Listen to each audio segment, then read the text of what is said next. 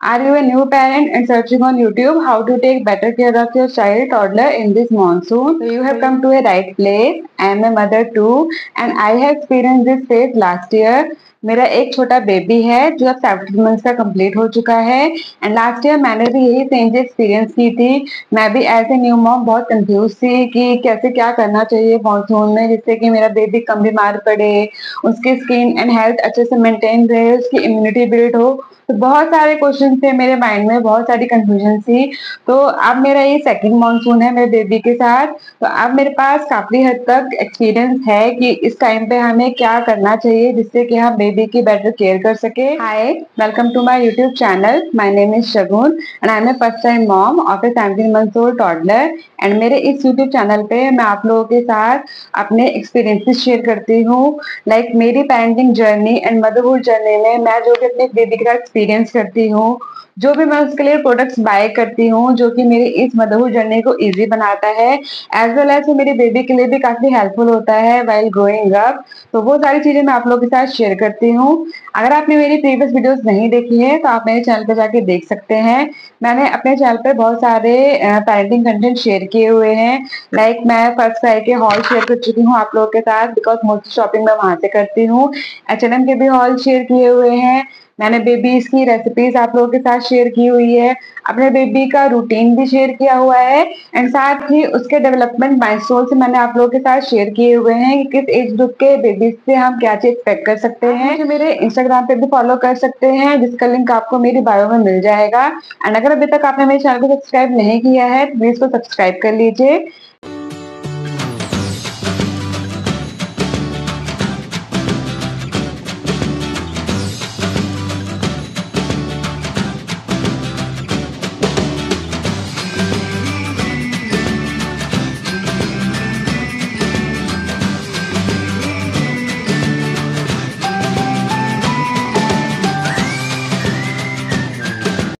तो जब भी मानसून सीजन आता है अपने साथ प्लीजेंट वेदर तो लाता है लेकिन बहुत सारी प्रॉब्लम्स भी लाता है।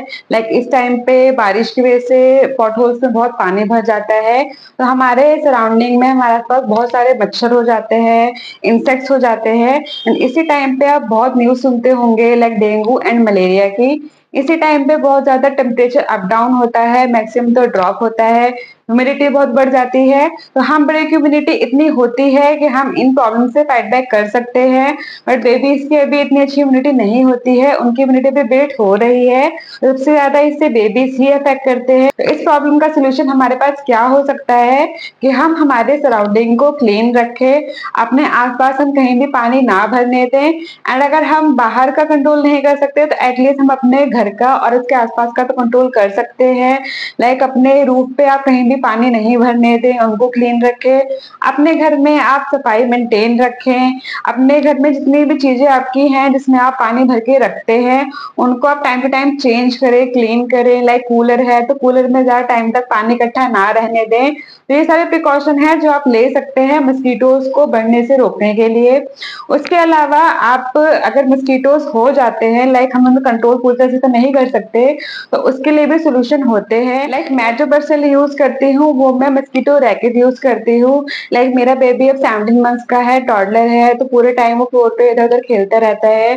तो हम उसे हर टाइम तो इतना प्रोटेक्ट नहीं कर पाएंगे कि कहीं भी उसको मस्कीटो ना बाइट करे, बट इतना कर सकते हैं कि हम ज्यादा ना होने दें। जितना पॉसिबल होता है मस्कीटो रैकेट से मैं उनको मार देती हूँ।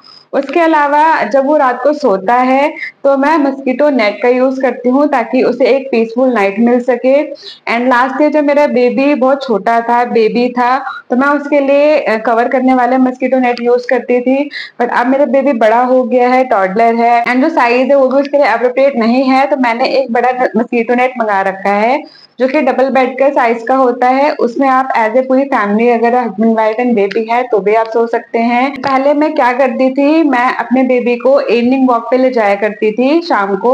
आई थिंक मैं उसको 6:45-7 बजे के अराउंड में इवनिंग वॉक पे ले जाया करती थी छत पे, जहाँ पे वो नेचर से कनेक्ट करे, बिकॉज वहाँ पे प्लांट्स हैं तो उनके साथ खेले, थोड़ा सा फ्रीली खेल सके।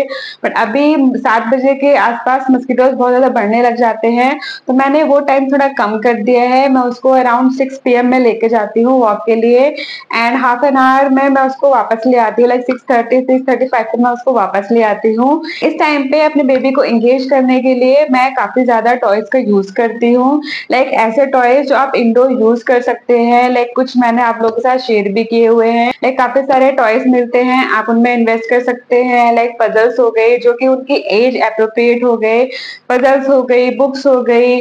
उसके अलावा काफी सारे टॉयज हैं जो इस एज के लिए मिलते हैं, मैंने कुछ आप लोगों के साथ शेयर भी किए हुए हैं। तो आप थोड़ा रिसर्च करके अपने बेबी के लिए वो टॉयज यूज कर सकते हैं जिससे वो घर में ही ज्यादा इंगेज रहे। मैंने आपको बताया कि मैं अपने बेबी को इवनिंग वॉक पे ले जाती हूँ, तो उस टाइम पे मस्कीटोज बाइट करने के चांसेस रहते हैं, तो उसके लिए मैं हमेशा उसको नाइट वेयर पहना के ही लेके जाती हूँ। इवनिंग में उसके कपड़े चेंज कर देती हूँ एंड उसे नाइट वेयर पहना देती हूँ, और उसके लिए मैं अभी फुल स्लीव के नाइट वेयर यूज करती हूँ जिसमें फुल स्लीव्स होती है बॉटम और टॉप की दोनों की।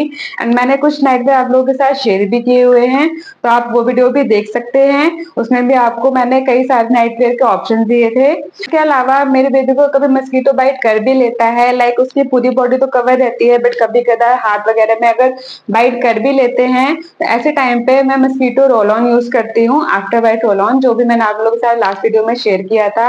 मैं उसके लिए भी कोई रिपेलेंट यूज नहीं करती, मैं अननेसेसरी किसी भी तरह के उसके ऊपर नहीं यूज करती हूँ, तो इसलिए मैं रिपेलेंट यूज नहीं करती हूँ। इन केस उसको बाइट कर लेता है तो मैं रोल ऑन यूज कर लेती हूँ, वो भी मैं मामाअर्थ का यूज करती हूँ जो कि क्लेम करते हैं कि वो नेचुरल है। मानसून सीजन है तो थ्रू आउट द डे एक जैसा नहीं रहता है, टेम्परेचर काफी चेंज होते रहते हैं, तो उसके अकॉर्डिंग ही आप अपने बेबी को ड्रेसअप करिए।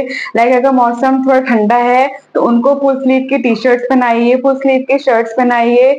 मैं अपने बेबी को कॉटन के फुल स्लीव के शर्ट्स एंड कॉटन के ही मैं जॉगर्स बनाती हूँ, कभी मैं उसको पैंट्स बनाती हूँ। डेनिम वगैरह मैं कभी कदार प्रेफर करती हूँ, मोस्टली मैं उसको कॉटन के क्लोथ्स बनाती हूँ, तो उनको फुल स्लीव के जो भी क्लोथ्स हैं वो पहना के रखिए।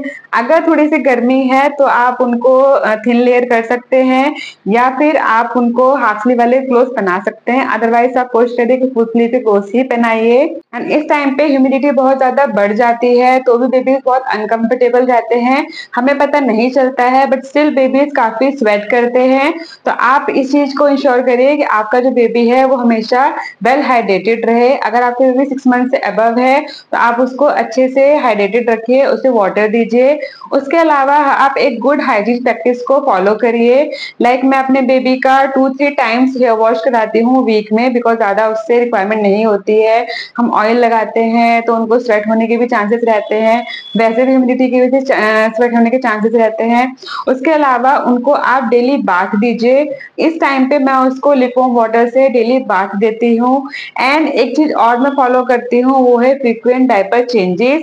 मैं इस टाइम पे उसके डायपर ज्यादा चेंज करती हूँ ताकि उसको डायपर एरिया में प्रॉब्लम ना हो, और आप चाहें तो उनको डायपर फ्री टाइम भी दे सकते हैं। मैं उसको दिन में 2-3 बार डायपर फ्री टाइम देती हूँ, एटलीस्ट हाफ एन आवर या फिर 1 आवर का। उसके अलावा जब भी आप डायपर चेंज करते हैं तो आप 5-10 मिनट का उनको डायपर फ्री टाइम दे सकते हैं। एंड अगर आपका बेबी टॉडलर है तो पूरे दिन में उसके आप कई बार हैंड वॉश कराइए, स्पेशली जब वो बाहर से आता है तब उसके हैंड वॉश कराइए, बिफोर एवरी मील आप उसके हैंड वॉश कराइए, बिकॉज टॉडलर्स पूरे टाइम खेलते रहते हैं तो कई ऑब्जेक्ट पिक करते हैं जिससे उनके हाथों में डर्ट आ जाती है, कई तरह के माइक्रो ऑर्गेनिज्म उनके हाथों पे चिपक जाते हैं जो कि वो अगर कुछ अपने मुंह में डालेंगे खाएंगे तो सीधा वो उनके बॉडी के अंदर जाता है जिससे कि उनकी इम्यूनिटी पे फर्क पड़ता है, वो बीमार हो सकते हैं। तो इसलिए आप उनके हैंड वॉश पूरे दिन में कई बार कराइए। इसके लिए आप कोई भी माइल्ड हैंड वॉश यूज करिए, बिकॉज बेबीज की स्किन काफी सॉफ्ट होती है, तो कोई प्रोडक्ट आप ऐसे यूज मत करिए जो कि उनके लिए हार्मफुल हो। नेचुरल प्रोडक्ट हो, बेबी के एप्रोप्रिएट जो प्रोडक्ट्स होते हैं आप उनको यूज करिए। मैं सीबामेड के प्रोडक्ट्स यूज करती हूँ अपनी बेबी की स्किन के लिए।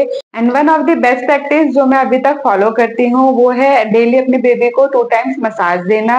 लाइक जब थोड़ा छोटा था तो मैं उसको 3 टाइम्स मसाज देती थी, 4 टाइम भी मसाज देती थी, बट अब वो टॉडलर है तो मैंने मसाज 1 साल के बाद थोड़ी कम कर दी है एंड मैं उसको 2 टाइम्स मसाज देती हूँ। एंड कभी अगर टाइम नहीं मिल पाया तो मैं उसको 1 टाइम की मसाज देती हूँ मॉर्निंग में नहाने से पहले, उसके बाद मैं शाम को सोने से पहले उसकी लेग की मसाज कर देती हूँ, बिकॉज पूरे दिन वो दौड़ते भागते रहते हैं तो उनको बेटर स्लीप मिल सके।